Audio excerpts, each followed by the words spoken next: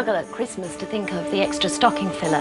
For me, the choice is always very easy. There's always a book you can give. In fact, I think it's everybody's social responsibility to introduce one of their young relatives to Jane Austen.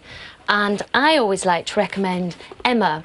For me, Emma's the ultimate it girl, the very first it girl. She's beautiful, witty and intelligent, but such a meddler. Her favourite thing is interfering in other people's love lives, and I think this is the first classic that you can get young nieces hooked on.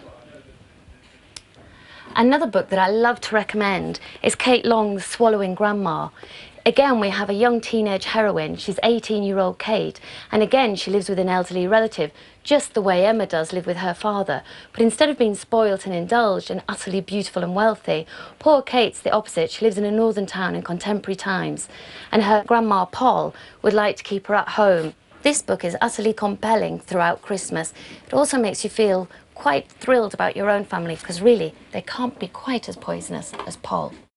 This is a perfect book for the day after Boxing Day, when you're really feeling plump and completely miserable and fed up with the family. Jackie Collins' Married Lovers is an utter page-turner that whisks you away with playful, likeable characters in a lusty, thrusty event. Laurie Lanson's The Girls is quite an unusual choice for Christmas because it's quite a challenging book, in so much as it's a story about conjoined twins who joined at the head.